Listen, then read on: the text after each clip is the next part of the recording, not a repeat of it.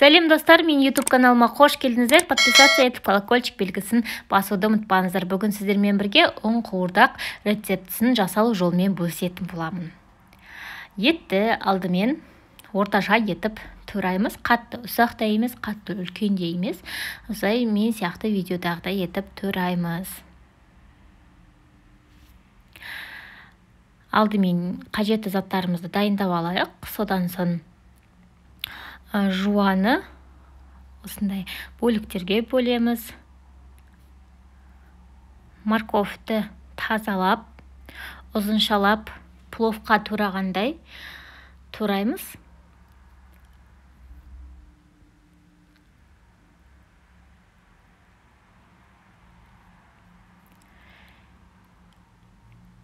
Және де мен осылай қысқа қатырылған болгар бұрышын қолданатын боламын. Сіз кез келген өзіңіздің свежийынан қолдансаңыз болады. Осылай үлкен етіп турап қатырып қойған болатын. Енді кірісейік.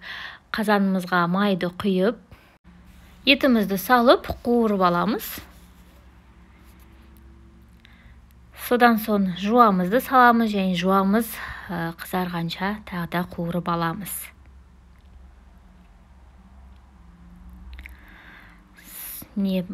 Жуамыз қуырылғаннан кейін дәмдеуіштер қоссақ болады. Мен томатная паста қоспаймын. Томатная пастаның орнына паприка қосам және де тұзды қостым.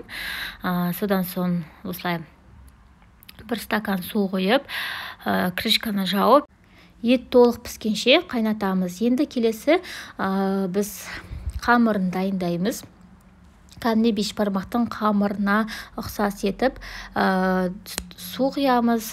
Суға жұмыртқа, тұз және де үстіне ситыдан өткізілген ұнымызды салып, қатты жұмсақ та емес, қатты да емес, орташа етіп қамыр илейміз. Бетін жауып алып қоямыз.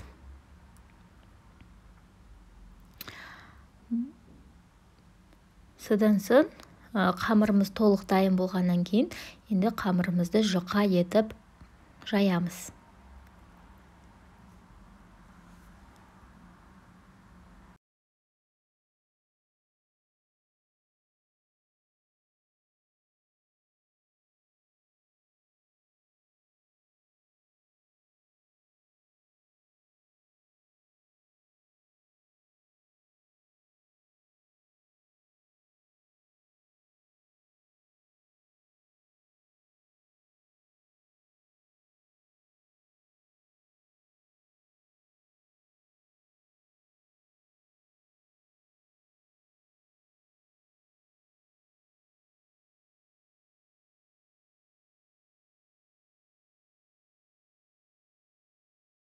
Қамырды жұқа етіп жайып болғаннан кейін 4 бөлікке немесе мен сияқты 6 бөлікке бөлеміз. Ол біздің протеинге байланысты.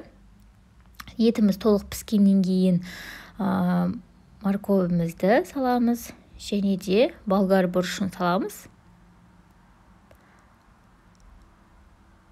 Араластырып, бетін жауып алып қоямыз. Ол уақытта протеинді пеште қыздырып алып, үстіне қамырымызды біртіндеп екі жағынан аудара отырып салып кептіреміз.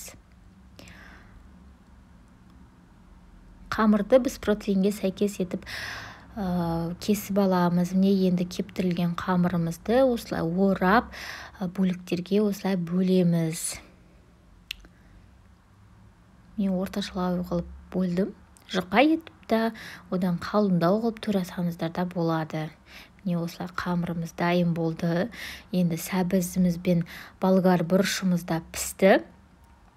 Араластырып, аздаған егерде суға жет болса су құямыз.